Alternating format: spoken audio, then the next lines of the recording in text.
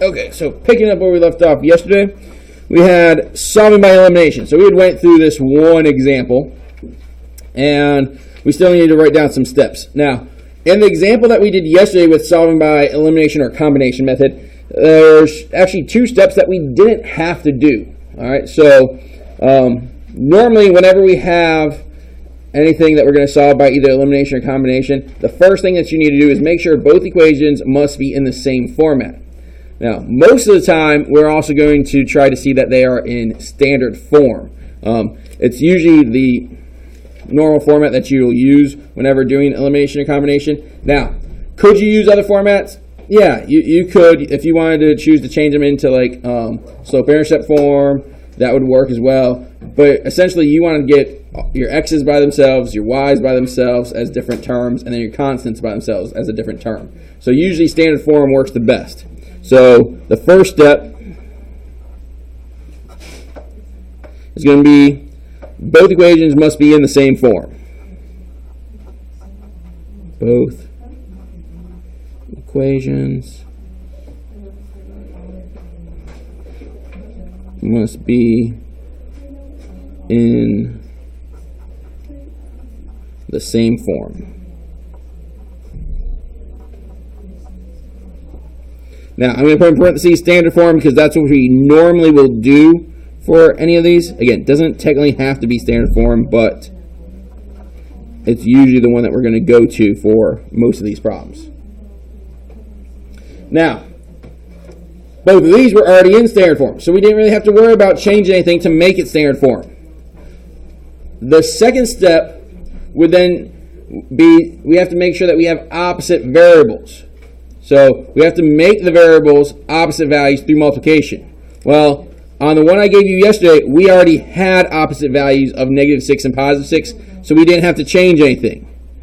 But again, a lot of times we will have to change them. So make one of the variables opposite values through multiplication.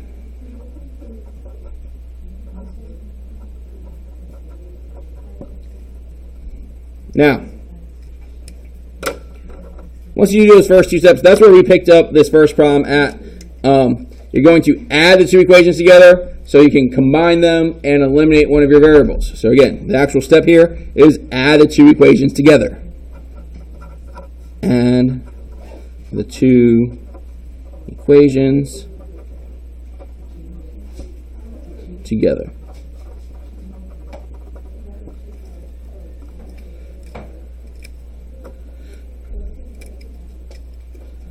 Once you have the two equations together, again, something should have gotten eliminated at that point. So now you should only have one variable remaining. So now you're going to solve for the remaining variable.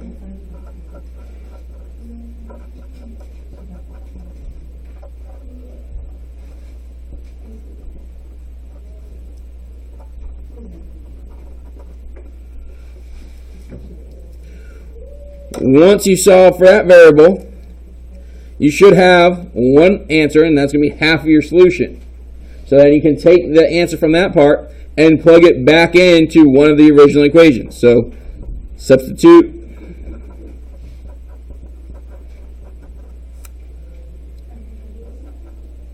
the answer into one of the original equations.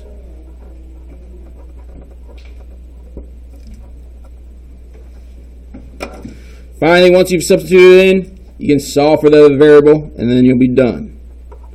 So solve for the other variable.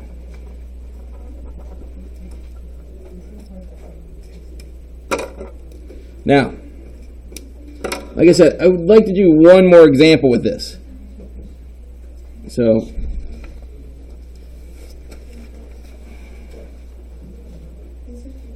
yes. Yeah, go ahead. I need to pass the same back there on my desk.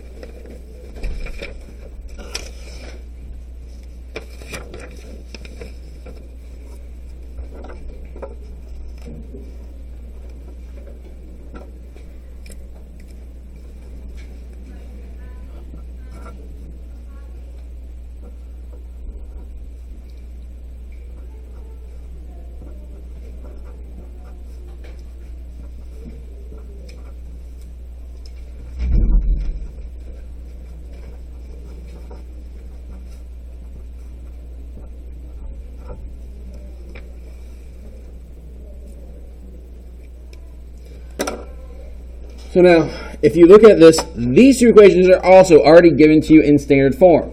So the first step's already done. Again, you don't have to change anything around. It is in standard form. However, they're not ready to be added together yet. Because if you look at the values, the x's are not currently opposite values. The y's are not currently opposite values. Again, you have to have the exact same number, but one is a positive and one is a negative before you can add them together, because we need one of the two variables to cancel out. Now, there is more than one way that you can do this problem. You could choose to either eliminate the x's or eliminate the y's. Whatever one of the two variables you make exact opposites, that's what's going to get eliminated and will cancel out so that you can solve for the other part. So on here, if we look at the x values, here we have just 1x, here we have negative 6x. So if you wanted them to be opposites, you could choose to multiply the top one by a positive 6, so that these would be opposites. But if you did that, then you have to multiply everything in the equation by the same number. So that means you also multiply 9 by 6 and 7 by 6, which those are going to give you some pretty big numbers to work with. So then go ahead and look at the y's. We have a 9y and an 18y. Well, in order to get 9 to be 18, I just have to multiply by 2.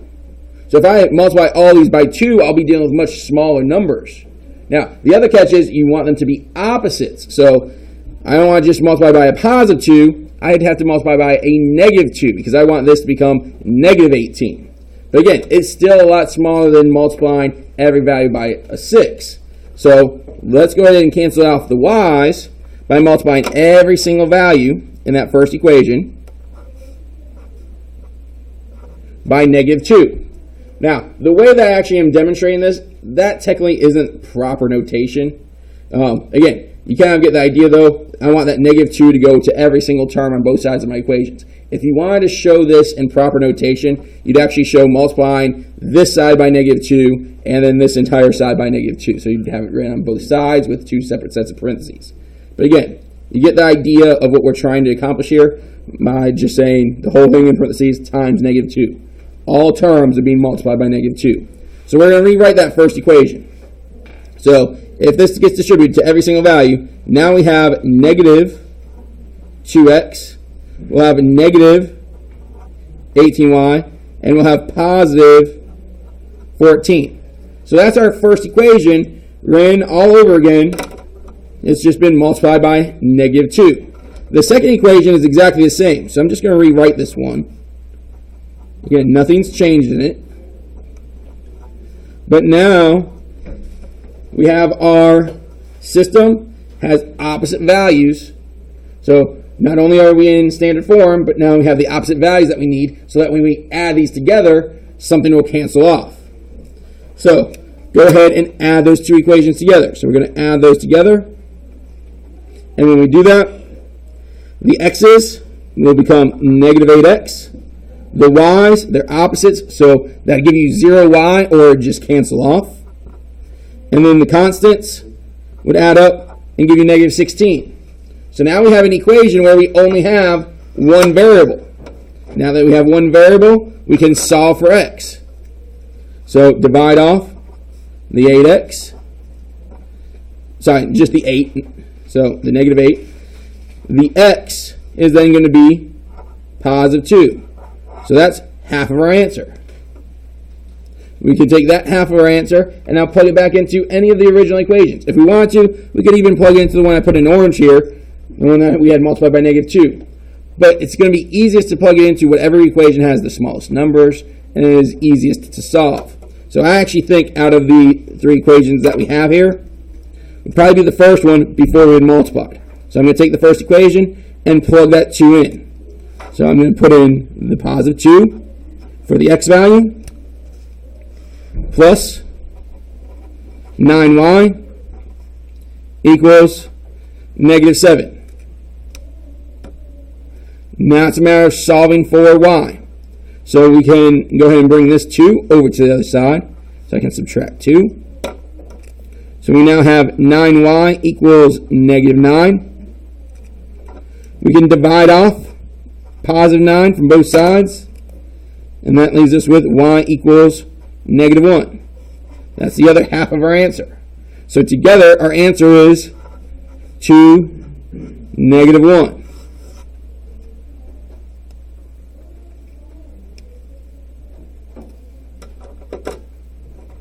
Any questions on this? All right. I do want to take a look at a couple of examples on the worksheet that I'm going to give you guys. So let me go ahead and pass that out, and then we'll take a look at a few other examples. But that's it for the notes.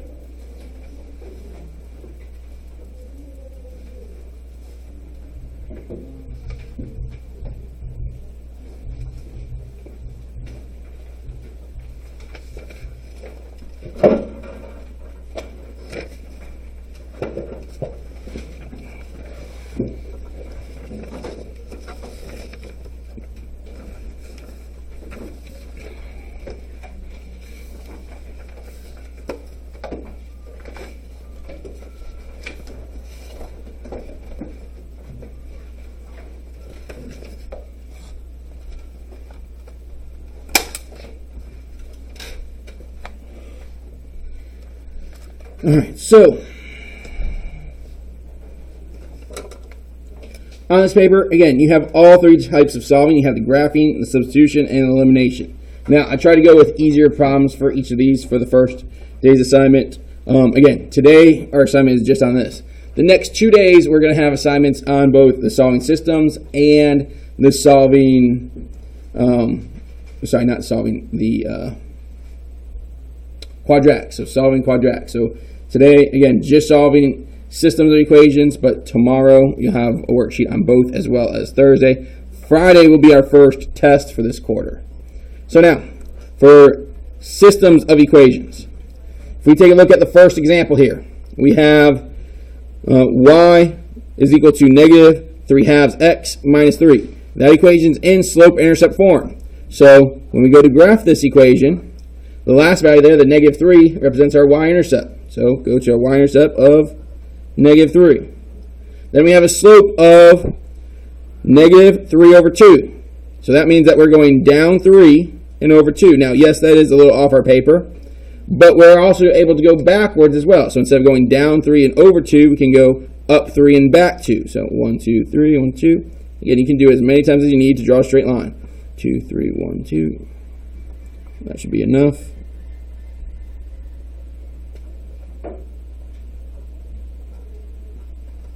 Now,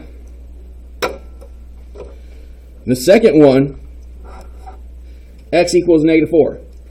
Whenever we have a variable by itself just set equal to a number, the graph is one of two things. It's either horizontal or vertical. If it's set equal to x, what is it? Is it horizontal or is it vertical? It's usually the opposite of what you'd think. So it's actually vertical. Again, the x-axis is horizontal, but if you have an equation set equal to x, it's vertical. Because if it's set equal to x, that means it's passing through the x-axis at that value. So it's always going to be the opposite of what you really think. Because, again, this is the x-axis. So at negative 4, we're going to have a vertical line going through negative 4. So every single point on this vertical line has an x value of negative 4. Now, once you have that line drawn in, wherever they intercept, that's our solution. So where is that point? So the x value is negative 4. The y value is 3. So our solution to this one is at the coordinate point negative 4, 3.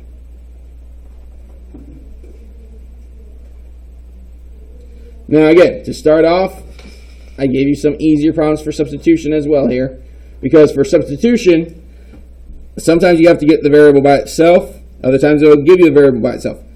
I gave it to you on this paper so that both equations have the variable by itself. So you could choose to use either one to plug into the opposite equation.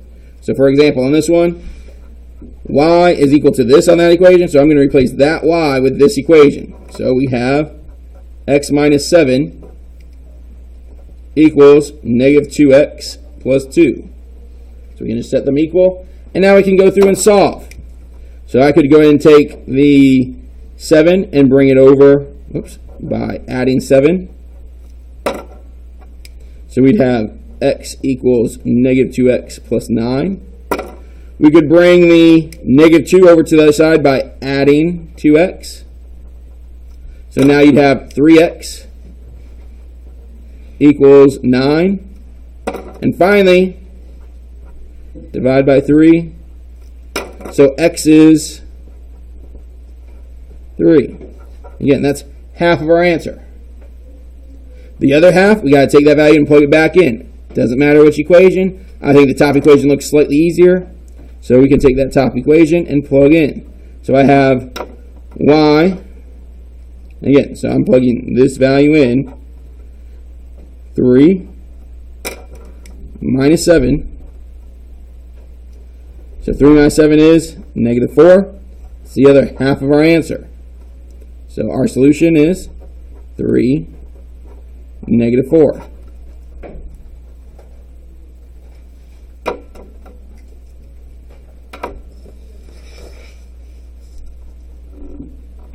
For elimination, again, majority of these are set up for you so that you don't have to multiply. The last two, 11 and 12, you'd have to multiply on. But let's just go ahead and take a look at 8 real quick. So again, this one's already set up. It's in standard form. We have opposites. We can go ahead and add these together.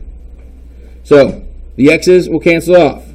The y's, it's going to give us negative 1y. And then the constants, is this for tomorrow? Okay. All right, so then 0 and 2 add up to just positive 2. We need to get the negative 1 over to the other side, so we're just going to divide off the negative 1, and y is negative 2. So again, that's half our answer.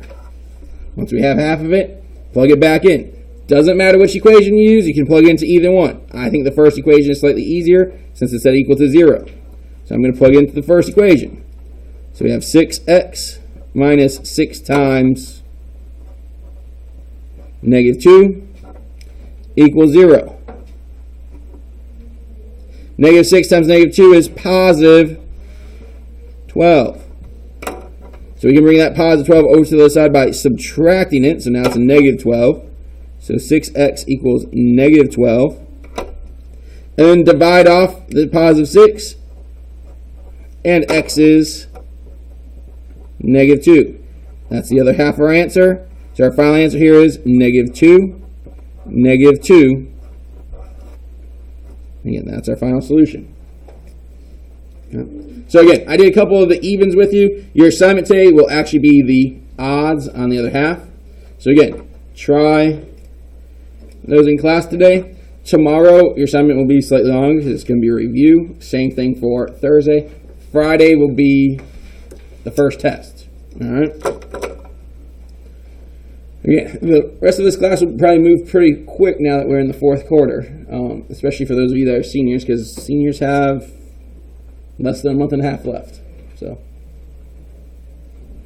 any questions on anything we did today?